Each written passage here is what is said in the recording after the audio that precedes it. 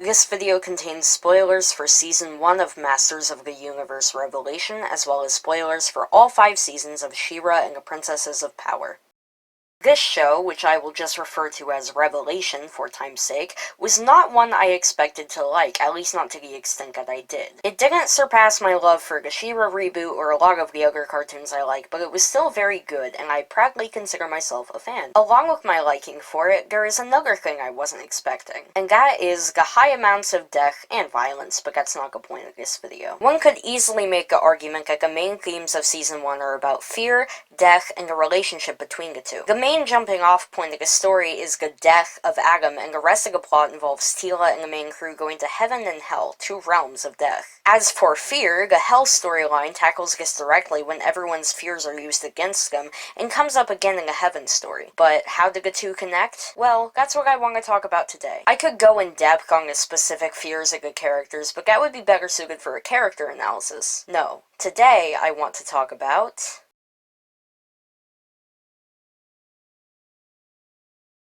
I am going to break this video into 4 main sections. 2 of them will be on specific character deaths, the 3rd will be on the show's relationship to killing off characters, and the 4th will be how these 3 things all connect together. With that being said, let's start with Orko's death. By the way, I will be referring to Orko with they them pronouns in this video because I headcanon them as non-binary. Thank you.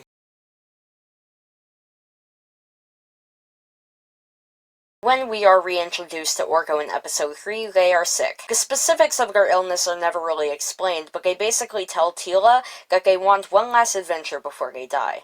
And that's the only thing that can help me right now. More life. But life is out there. So, bring me on an adventure. Like you used to.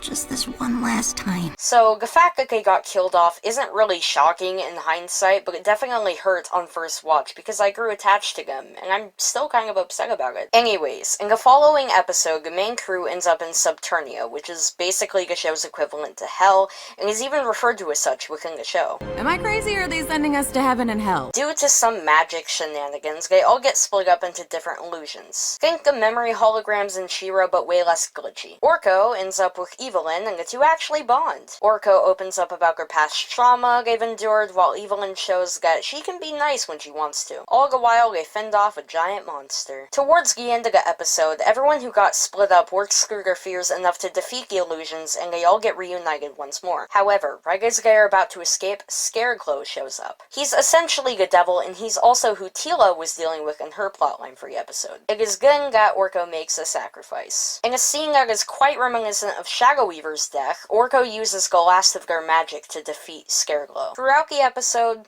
Orko was afraid. They were remembering old traumas and fighting off what is made out to be a metaphor for those fears and bad memories. However, after their talk with Evelyn, they are no longer afraid, and they don't fear death. They even say as much. Teela, it's okay.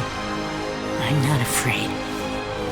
He can't scare me. Evelyn may be a terrible person, but this was her one good thing, at least in the episodes we have so far. She helped Orko overcome their fears and insecurities, and it resulted in them being able to sacrifice themselves in a meaningful way. While yes, it sucks that they died, they were dying anyways. At least when their time did come, they weren't afraid anymore.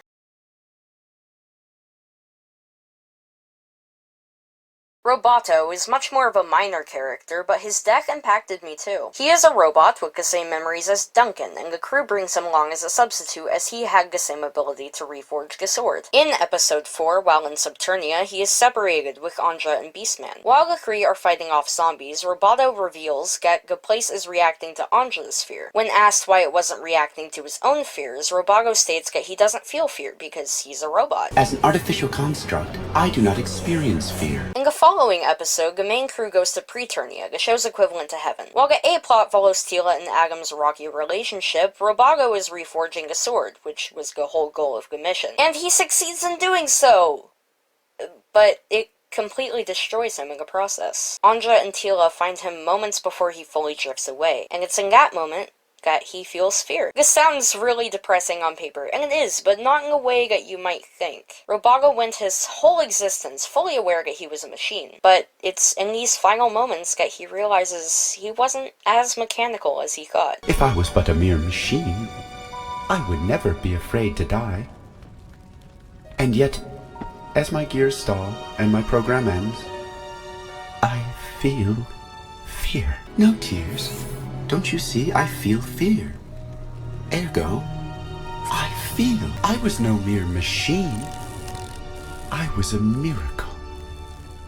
What a way to go. I drew a comparison to Orko and Shadow Weaver's decks because they both had similar imagery and they were both an explosive sacrifice to allow the main characters to continue their journey, even regardless of the two very different contexts. With Roboto's scene, it was much more reminiscent of Light Hope's. Light Hope was a hologram who also didn't show much sentience, and when she did, she repressed those feelings. However, in both cases, they gained a sense of clarity right before they died, and something about that kind of death hurts on a deeper level, to me at least, than a lot of other death scene tropes.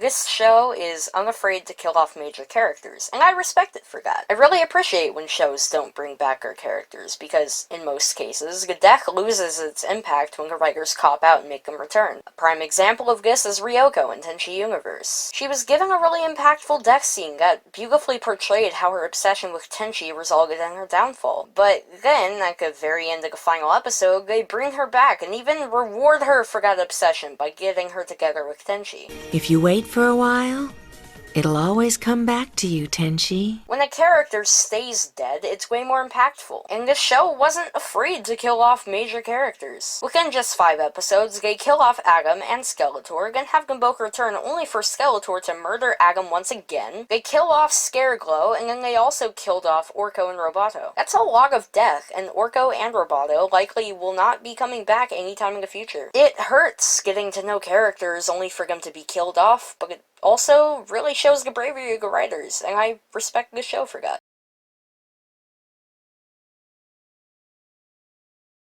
So, how do these three things connect? Well, the show's willingness to kill off major characters, of course, connects them together just in the sense that they died, but what I really want to talk about is the clever parallel that the show draws between Orko and Roboto. To put it simply, Orko was afraid in life and not afraid in death, while Roboto was not afraid in life and afraid in death. But both of these end in a sense of clarity. Orko died after having worked through their traumas and insecurities. They died without fear because they felt fulfilled. They had overcome what they needed to overcome. They could go away peacefully. Roboto died in fear, but that alone was clarity for him. He had never felt anything, so to finally feel an emotion, even if it was a bad one, as he drifted from life was enough to make him also feel fulfilled. The show may have been unafraid to kill off its characters, but that doesn't mean it just killed them off willy-nilly. The writers did a great job in both scenes, the parallels between both, and I am very excited to see how these themes of fear and death may come up in future seasons. I hope you enjoyed this video. If you liked this sort of death scene analysis, I've done 3 other videos analyzing that type of scene,